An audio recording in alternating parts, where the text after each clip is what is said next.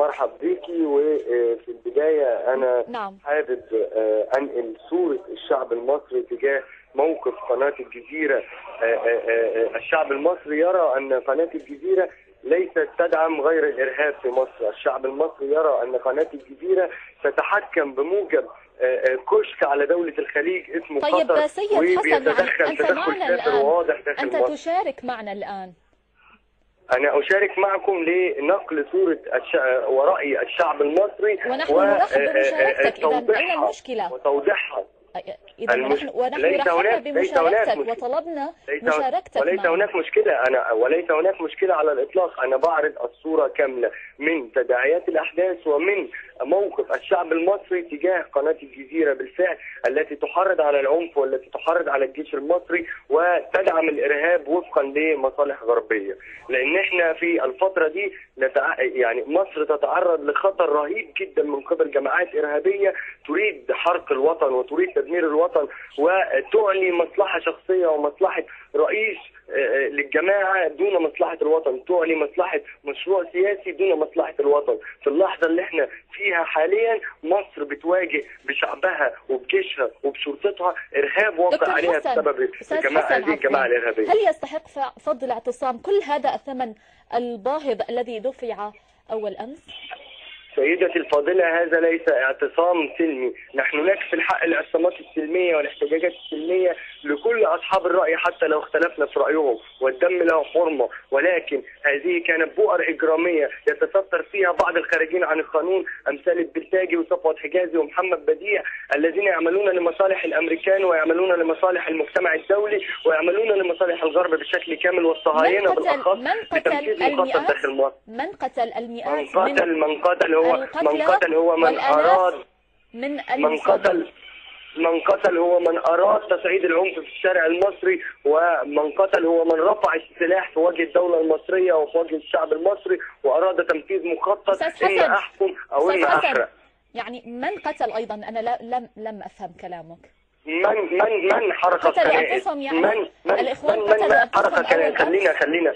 خلينا نتكلم بكل وضاحة وبكل صروح وكل وضوح. اللي يفرح في عقاب مجلس الأمن ويطالبوا بالتدخل داخل مصر يبقى هذا الشخص غير وطني وخائن لهذه البلد. من طالب مجلس الأمن؟ اللي يفرح الإخوان المسلمين من دعا هو استراليا وفرنسا وبريطانيا. من رفض الحوار ولجأ للعنف وأراد هل أمريكا هل الإخوان هم من طلبوا الرئيس الأمريكي ليقطع إجازته ويدلي ببيان حول الشأن المصري؟ نحن لا نريد معونة من أمريكا ولا غير أمريكا. احنا مش عايزين معونة من أمريكا ولا غير أمريكا. أمريكا ومعونة أمريكا على جزمة الشعب المصري. أي حد هيتدخل في إرادة الشعب المصري يبقى على جزمة الشعب المصري. احنا بنقول إن الشعب المصري ألم يحث وزير الدفاع ألم يحث أمريكا للتدخل؟ من دخل أمريكا بالشأن المصري؟ من دخل أمريكا هم الإخوان المسلمين اللي راحوا ارتموا طيب في أحضان أمريكا وارتموا في أحضان السفيرة الأمريكية. وزير الدفاع ألم يحث أمريكا على حث جماعة الإخوان المسلمين على الحوار والحل السياسي؟ ألم يطلب منها ذلك؟ رد على سؤالي رجاء. يا سيدتي الفاضلة، مؤسسة الرئاسة دعت لحوار وكان ممكن ترد على سؤالي يا أستاذ حسن؟ ممكن ترد على سؤالي؟ أنا أرد على سؤالك. مصر لها رئيس جمهورية اسمه عدلي منصور دعا لجلسة حوار وجلسة مصالحة وطنية دعا فيها الدكتور عمرو دراج، والدكتور عمرو دراج رفض وانسحب وما راحش الحوار وراح قعد مع السفيرة الأمريكية أم باترسون. يا أستاذ حسن يعني حوار وقيادات عن أي حوار تتحدث؟ وقيادات هذا الطرف معتقلين لهم دماء أريقت. سيدتي الفاضلة، رفضت المعارضة الحوار خلال فترة دكتور محمد مرسي، رفضته لأنها وصفت الدولة المصرية لن يلوى ذراعها من جماعة أو من تنظيم أو من أي كيان غربي أو من أي دولة تريد التدخل الواضح.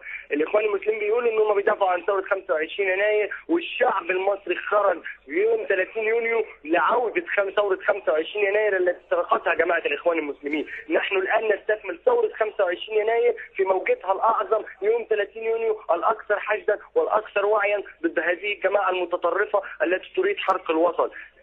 ايه مبررهم في حمل السلاح ضد الجيش المصري، وايه مبررهم في حمل السلاح ضد الوطن؟ يا استاذ حسن، لو كان معهم سلاح كان سقط منهم حوالي وفقا لروايتهم 2000 اكثر من 2000 قتيل والاف المصابين، واذا حتى قلنا روايه وزاره الصحه 500 قتيل والاف المصابين. ما هي دي ازمه قناتكم وقناه الجزيره اللي بتبص مع حضرتك دي ازمه قناتكم وقناه الجزيره اللي ما بتبصش غير لمصالح الامريكان عشان خاطر دوله قطر، تمام؟ اللي ما راحتش صورت الجثث اللي طلعت تحت منصه رابعه، اللي ما راحتش صورت المشانق والاسلحه والذخيره الحيه والاوالي اللي مرفوعه في داخل ميدان النهضه وميدان الرابعه، اللي ما راحتش صورت الكنائس اللي بتتحرق، اللي ما راحتش صورت الجوامع اللي بتتحرق، اللي ما راحتش صورت الجماعه الارهابيه اللي عايزه تحرق الوطن. استاذ حسن، نحن صورنا ما وجدنا وصورنا الحقيقه التي وجدناها باعيننا. لا انتم طيب تصورون الحقيقه، ما هي فعالياتكم حتى لا نخرج عن الحقيقة. سياق الموضوع؟ ما هي فعالياتكم اليوم؟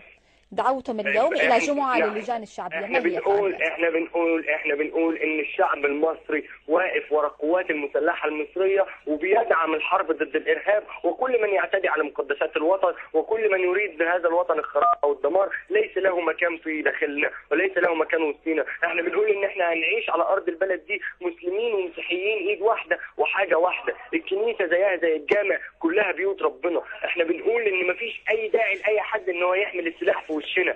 احنا بنقول ارموا سلاحكم، انتوا ما بتدافعوش عن الاسلام بسلاحكم، انتوا بتختلقوا الفتن اللي ضد الاسلام بسلاحكم، انتوا ماشيين ورا قيادات فاسده اجرمت في حقكم واجرمت في حق الشعب المصري. احنا طالبين مشروع عداله انتقاليه حقيقي يحاسب كل من اجرم في حق الشعب المصري واخطا في حق الشعب المصري من بدايه ثوره 25 يناير لحد موجتها في 30 يونيو. انتوا بيضحى بيكم يا شباب الاخوان المسلمين، ارجعوا. وانتوا كقناه الجزيره بتسعوا لبث الفتن داخل مصر. لو قطر تقبل ان احنا نعمل قناه النيل للاخبار الضحى ونناقش قضاياها السياسيه وفسادها السياسي كقطر كنا هنعمل قناه كده. الجزيره تنقل الراي والراي الاخر، وما يؤكد على كلامنا انه حضرتك معنا الان وتتحدث بكل حريه. لستم تنقلون غير رأي الجماعات الإرهابية، وهذا واضح وهذا مدعوم من قبل الأمريكان. ومصر بتقول إن أي حد هيتدخل في إرادة مصر بتحترم جميع شعوب العالم. يا أستاذ حسن، أنا كررت عليك سؤالي أكثر من مرة، ما هي فعالياتكم لجمعة اليوم؟ رجاء نركز على هذا الموضوع. فقدنا الاتصال يبدو بأستاذ حسن